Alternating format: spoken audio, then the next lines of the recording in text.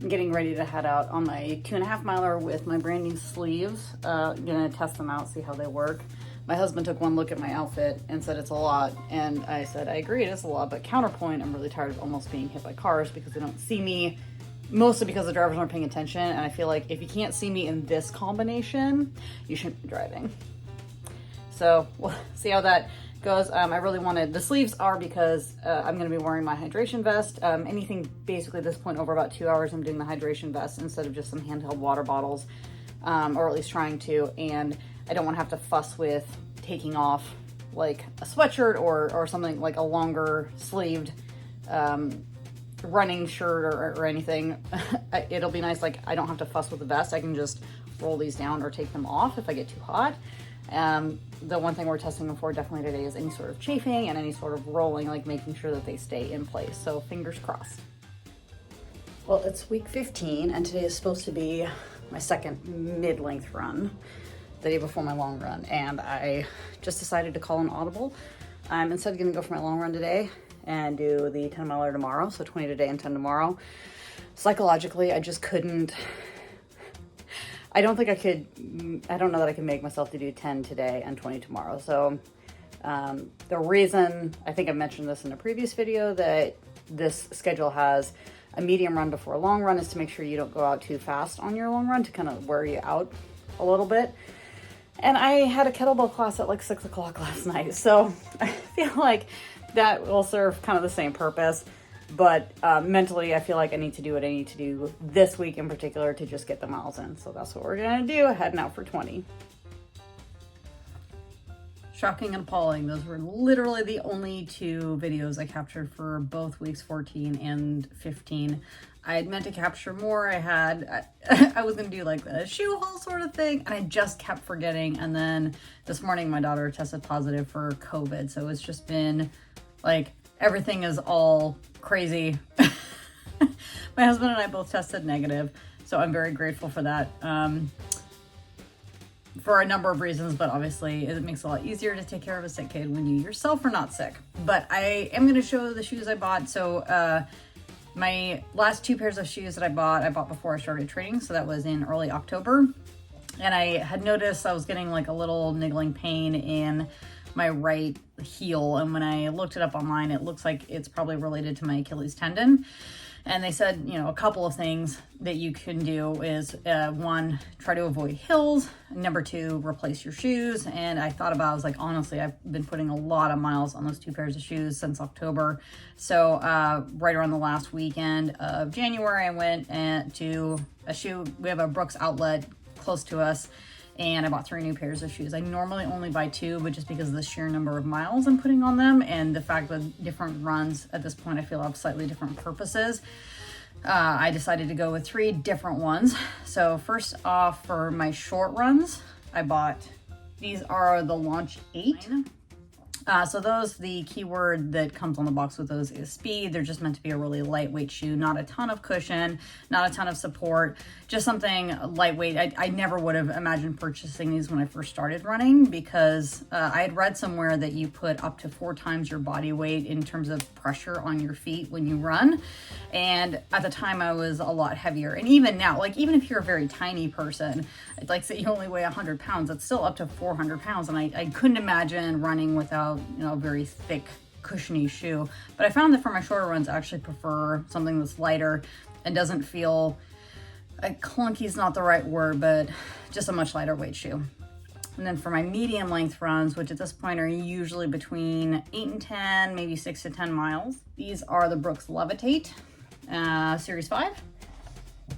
And their keyword on their box is energize.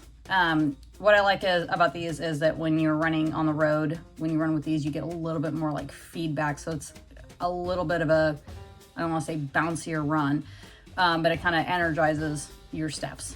It does not work, by the way, when you're running on anything that is not road or pavement at least. So all the shoes that I bought are, they're basically 2 categories of shoes. All of these are road shoes and the other ones are trail running shoes.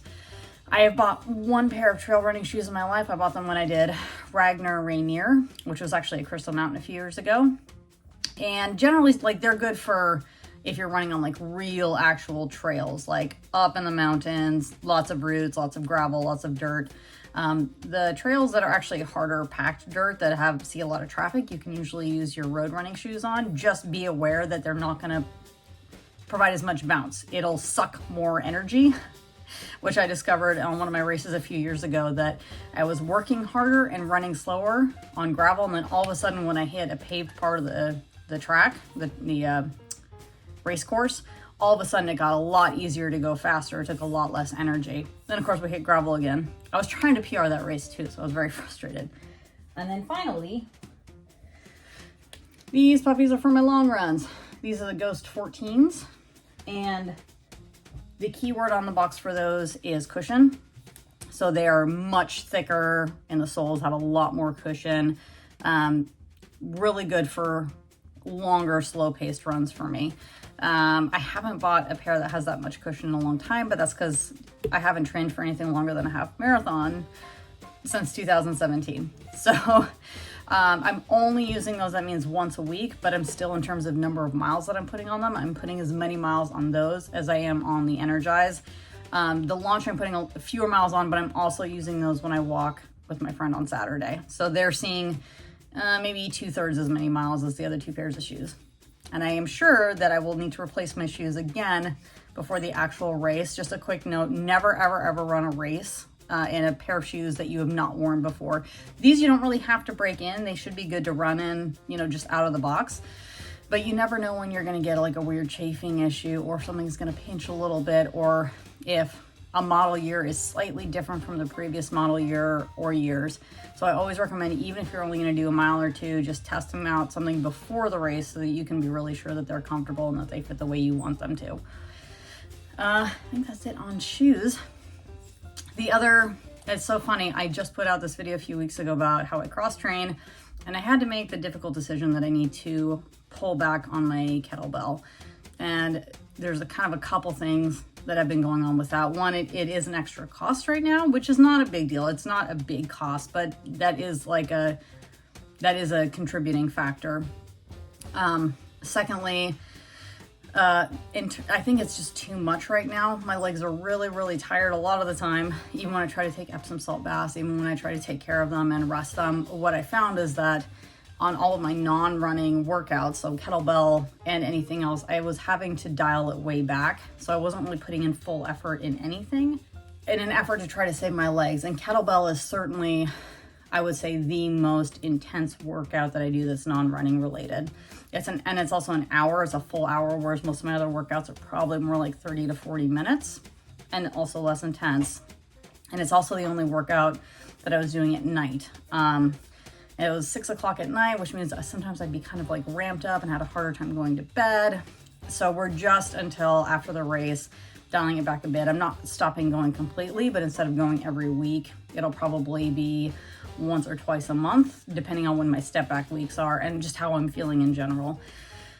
Emotionally, I think I'm just tired. I'm, physically tired. There's stuff going on in my personal and work life, so I'm mentally and emotionally tired. And instead of being the fun thing that it's always been, something I looked forward to going to, it had started to feel like I was obligated to go because I would pay for a month in advance, and I felt like I was letting my trainer down if I didn't show up. But I talked to her about it, and she said, you never have to make an excuse for not showing up. You need to do what's best for you at any point in your life. I've been doing kettlebell for 6 or 7 years, and I'm just taking a short break, coming back to it. Again, not even a full break, just not doing it every week. And then coming back to it, full time when I'm ready.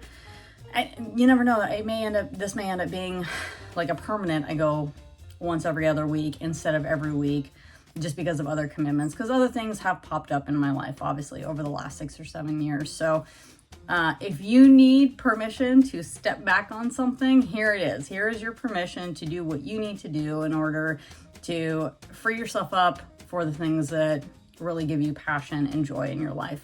So never let anything, even health and fitness related, it's not an obligation. If you are not enjoying at least some aspect of your fitness journey, you haven't found the right activity. And maybe you would love to be a runner, or you would love to be a soccer player or football player, sorry, for anyone who's sensitive to that. Or there's something that you would love to identify with that group. But if you don't enjoy it, find something you do enjoy, because you'll have a much better time. Like, your identity doesn't need to be wrapped up in what you do. I love being a runner, but I also enjoy running. Like, the two go together for me. I have tough runs, and my 10-miler on Thursday was certainly a lot tougher than I expected. I also went to the dentist, which is my least favorite healthcare appointment. It was fine, everything came back fine, but the fact that we're in this modern age of like amazing technology, and still the way that you professionally have your teeth cleaned is scraping them with metal. It's not nails on a chalkboard, but it's not that far off either. And I'm always just sitting there, I'm like, wishing that I could be put under, like, just give it general anesthesia for a basic cleaning, or just like anything to help distract me.